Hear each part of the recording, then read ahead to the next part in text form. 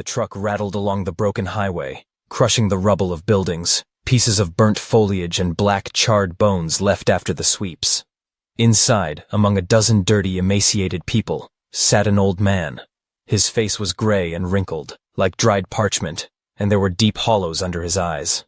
He did not tremble or show fear, but only watched, peering into the night, illuminated by the red tongues of distant fires. The ride was silent, except for the muffled rustle of clothes, hoarse breathing, and the rhythmic rumble of the engine, which seemed to struggle to cope with the weight of the trailer. No one spoke. Too much has been said in recent months. Too many people have disappeared in the flames of war. A young soldier sitting next to an elderly passenger turned to him and silently handed him a canteen. The old man looked at her, then at the young face, stained with soot and dried blood.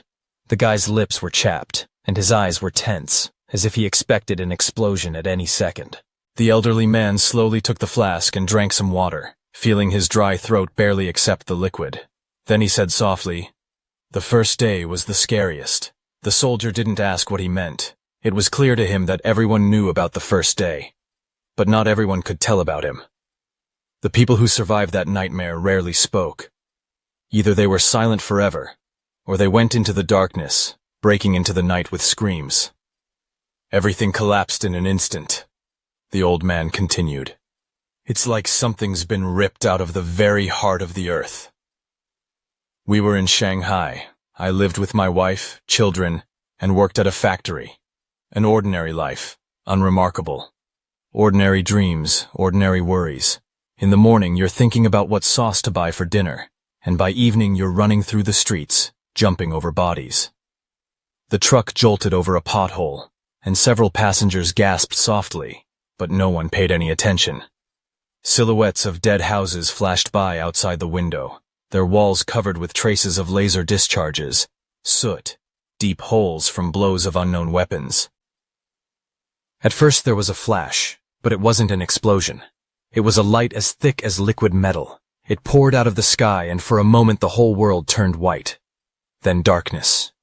All the electronics are dead. The elevators got stuck. The cars stopped. Even the clocks stopped. There was panic in the streets. People were shouting, asking what was going on, but no one knew. An hour later, the first ships appeared. They just hung in the air, like drops of ink spreading in the water. I've never seen anything more alien, not even in photos from fantasy magazines. He paused, sipped the water again, as if trying to capture its taste in his memory. I knew right away that it was over, he said softly. But the people, they didn't understand. They started killing each other. The soldier shuddered.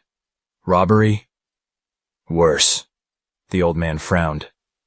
The robbery was carried out by those who still kept their minds. The others, they just went crazy.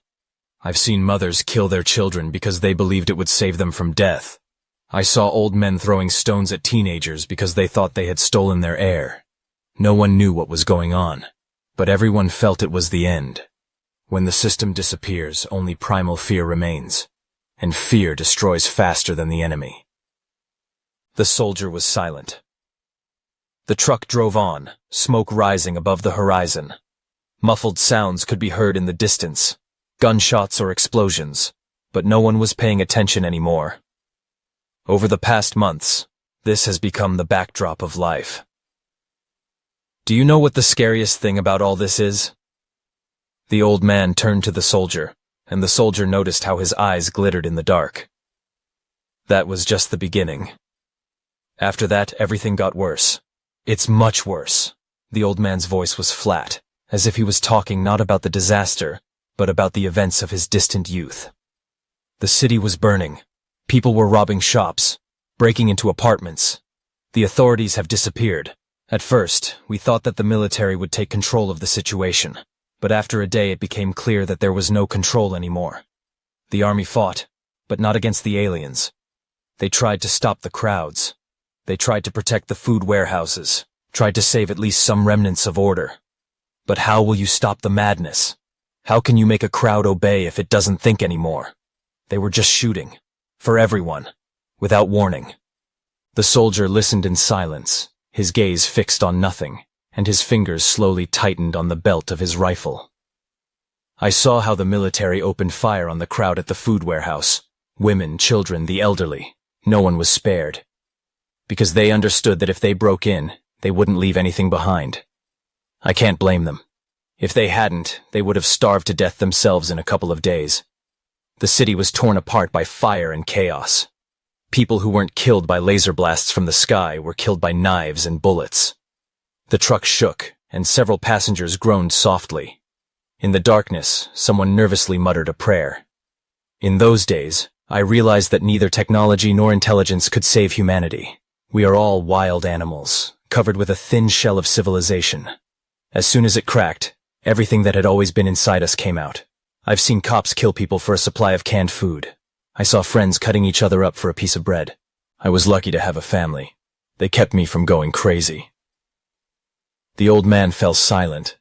There was something distant and ghostly in his eyes. We locked ourselves in the apartment. 24 hours without electricity, without communication. There was shouting and shooting outside the window. We could hear the neighbors kicking down the doors. We could hear someone begging for mercy. And then there was silence. I barricaded the entrance, but I knew it wouldn't last long. By morning they were already breaking into us. At first they demanded to open it. Then they started hitting the lock with a hammer. The wife was crying. The children were trembling. I knew we were finished. And then they came. The soldier did not immediately understand who he was talking about. Aliens? No. First, the drones. They appeared like a swarm of metal flies, small, silent. They hovered in the air, scanned buildings, then left. No one knew if it was a reconnaissance mission or a warning. People tried to shoot them down, threw stones and shot at them. But it didn't make sense. They were just gathering information. The old man ran his finger along his cheek, as if remembering the touch of something cold. And then those who controlled them came. It became even quieter inside the truck. Even the engine seemed muted. They came down from the sky, tall, thin, with long limbs. They didn't talk. They didn't make gestures. They just stood there, looking at us. People went crazy just looking at them. Someone was trying to pray. Someone was rushing at them with knives. But it was useless. They didn't kill. Not immediately. They were watching. The soldier frowned. What do you mean, watched? They were studying us, like ants in a glass jar. It seemed to me that they didn't perceive us as living beings.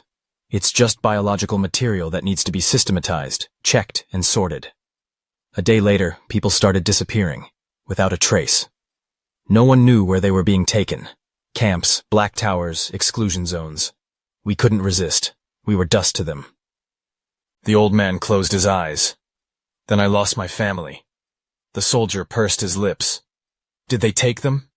No. People took it away. There was a heavy pause.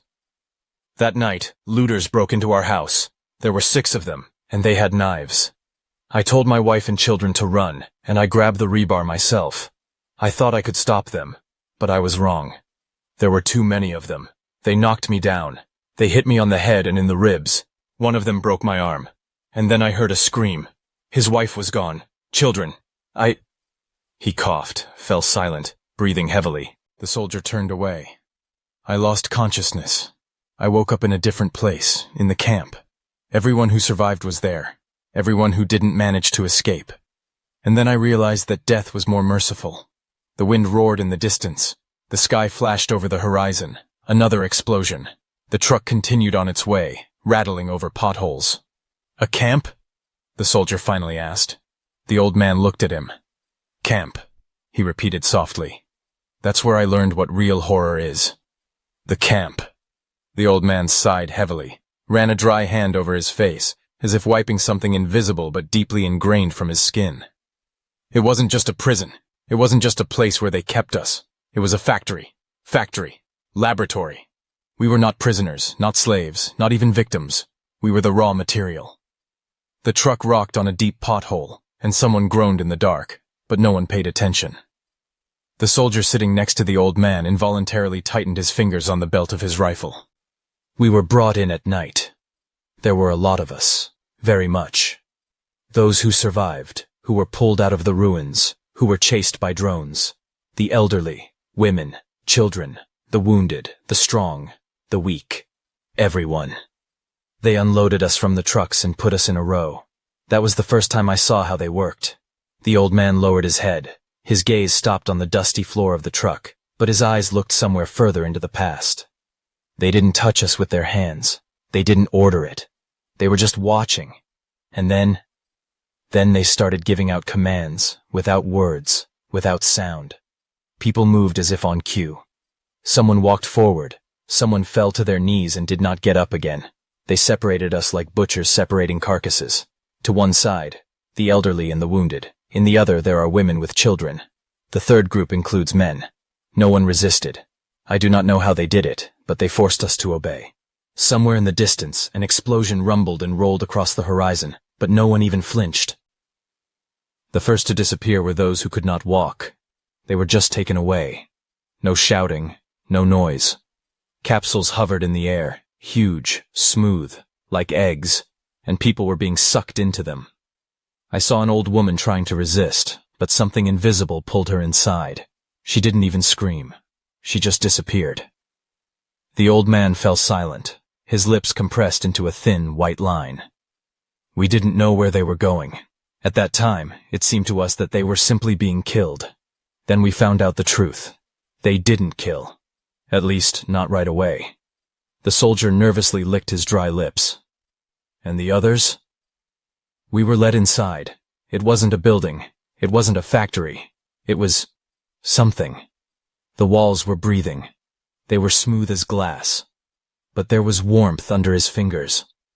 We stood in the corridors, endless, twisting like the intestines of a giant creature. There was no light, but everything was glowing. A strange, soft glow, as if we were walking inside a living organism. People were crying, but no one spoke. The truck howled as it climbed the steep hill. One of the passengers coughed, but no one paid attention. And then it started. The old man clenched his fingers, his knuckles turned white. They were studying us. We were test subjects. They led us through narrow corridors, herded us into strange rooms that looked like cages, but without bars. We were being stared at. They didn't look with their eyes. They saw us from the inside. We felt it. It was as if their gaze penetrated under the skin, into the blood, into the bones. He paused, breathing heavily. Then people started disappearing. Every day, someone was taken away, but no one knew where. Only a few returned. They were different. They spoke in a strange voice. Their eyes were empty, like those of the dead. Sometimes they just stood there, silently, looking at us, and then disappeared. The soldier gritted his teeth. You ran away? Yes, but not immediately. First I saw what they were doing to people. Deathly silence reigned inside the truck. I found the door. It wasn't an ordinary door. It was a breakup. It was as if a piece of the wall had dissolved and something else had opened up behind it. Behind her. The old man swallowed. There was a room behind it. There were bodies there, hanging in the air, cut and unfolded. But they were alive. I could hear their breathing. I could hear their hearts still beating. They didn't scream. They couldn't. The soldier turned away, clenched his teeth. They were studying us. They took us apart like machines, but they didn't kill us. They wanted to understand us. They cut people open, but they didn't let them die. The old man ran his hand over the scar on his neck. I do not know why they let me go. Maybe I was useless to them. Maybe I lost my mind and just walked out on my own. I don't remember. I just remember running. I ran through these corridors, through the walls that were closing in around me. I ran until I ran outside. And it was already night there. The soldier took a deep breath, clenching his fists. And then you found resistance. Then I found the ruins. The whole world turned to ashes. And the resistance. The old man smiled sadly. It's a ghost. The truck suddenly jerked, shook so that everyone in it almost fell. A sharp howl rang out from outside. The soldier instantly jerked his head up, looking through the gap between the boards. Damn! What? The old man slowly raised his eyes. The soldier tightened his grip on the rifle. They found us. The truck shook again, harder this time. Someone screamed, and the children began to cry. The soldier stood up abruptly, his eyes glinting in the darkness. He stepped to the back of the boat, pressed himself against the gap between the boards, and froze. The howling increased. It was a dull, lingering sound, like the sound of tearing cloth. It penetrated right into the bones, causing the insides to contract. "Glider," he whispered, and there was no fear or surprise in his voice, just cold realization. They found us. There was a rattling sound outside, and the driver shouted something into the radio in the cab, but there was no response. The convoy slowed down. Engines howled in the night, and the soldiers in the front truck opened fire. Red flashes flashed in the air. Laser tracers sliced through the darkness, but the glider did not react. He hovered over the road, moving smoothly towards the convoy, silent, invulnerable. The old man slowly got up. "We're not leaving." The soldier looked around. "Have you seen them attack yet?" The old man clenched his fists. "They don't shoot first. They're waiting for us to start. They're studying. And only then." The glider tilted sharply, and suddenly there was a flash. The truck in front exploded, its metal bulging like paper, bodies flying apart, disappearing into smoke. The driver of their car screamed and slammed on the brakes, but it was too late. The glider passed through the column, blackening against the background of the fire, and another truck disappeared in the blinding light. "Children!" The woman inside screamed, but there was no one to save them.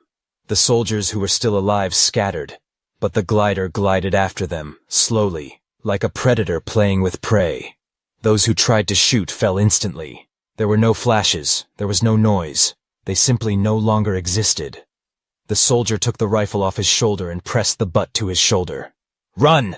Everyone run!" He rushed to the back, kicked out the door, but at that moment the old man grabbed his arm.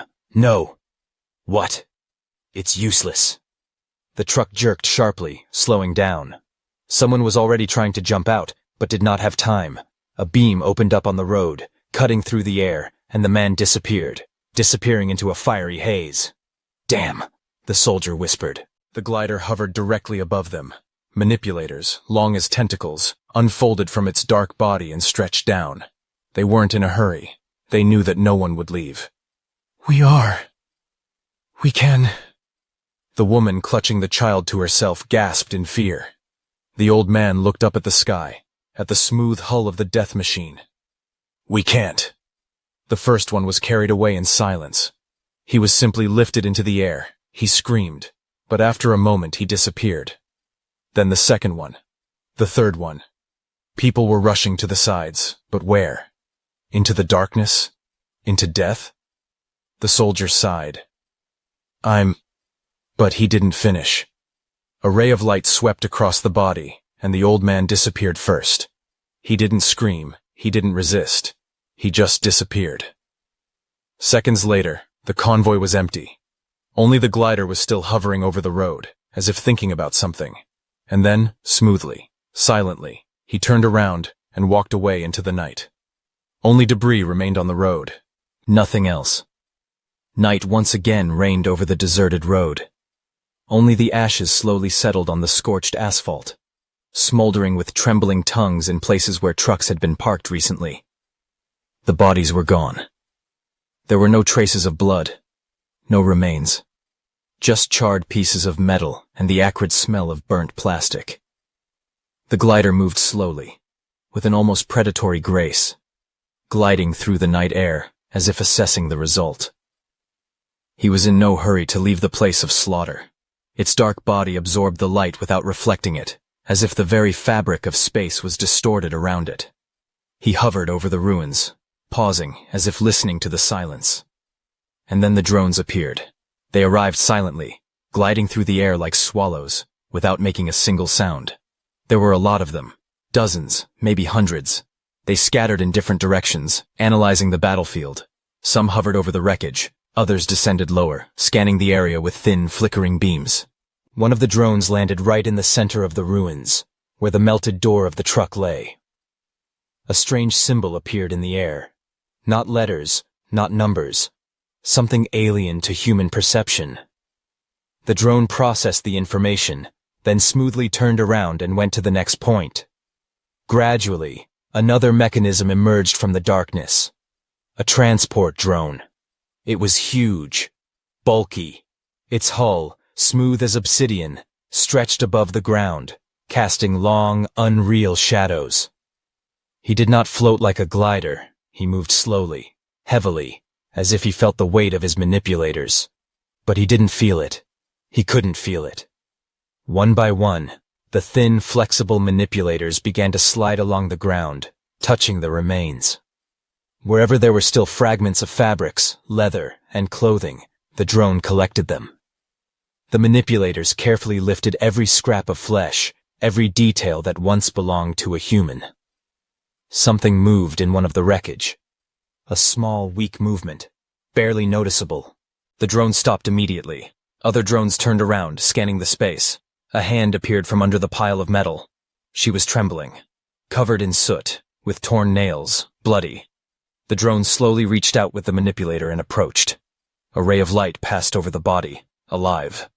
Soldier. His face was covered in blood, and his breathing was ragged, but he was still there. His eyes were wide open, but he couldn't see anything. The drone hovered. A second passed. Another. And then there was a soft click. The transport drone, as if having made a decision, unfolded one of the panels.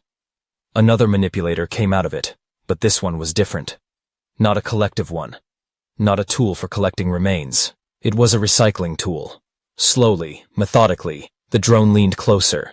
The soldier coughed, his hands twitching, instinctively trying to pull away. But where could he run to? The manipulator touched his chest, analyzing the condition of the tissues, the integrity of the viscera. The decision was made. A ray of light passed through the body, dissolving the flesh. A second later, there was no one left on the road. The drones continued their work. When the last piece of debris was removed, the transport drone hovered in the air, processing the received data. The manipulators folded up, retracted back into the body, and absolute silence reigned around. The rest of the drones left the clearing one by one, disappearing into the night like a flock of mechanical insects. Their work was done. The glider remained motionless, as if watching the aftermath of a massacre. Dim symbols flashed softly on its surface. Perhaps it was transmitting information to somewhere higher up. To those who controlled these machines. To those who continued to study and systematize the world that once belonged to humans. But then something changed. A trembling hand slowly rose from under the pile of twisted metal.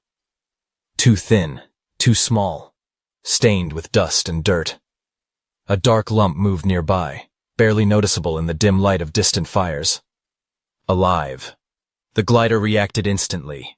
The symbols on its body flashed. Their lines began to flow, changing, as if the machine was analyzing the situation. The drone hovering nearby turned sharply, sending a scanning beam towards the survivor. It was a child, a frail girl of about 8, in torn clothes with a scratched, dirty face.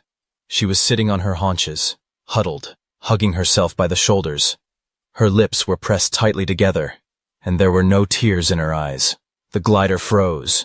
The scanning beam swept over her body, analyzing the parameters, the pulse, temperature, physical condition. Then the symbols on its body flashed harder. Expectation. The child was silent. A second passed. Another. And then the girl raised her head. There was no terror in her eyes. She looked directly at the glider, and she didn't flinch. The car hovered, not making a single movement, not giving a single signal. But then, slowly, the glider turned away. The symbols on its body became dim. He never saw her again.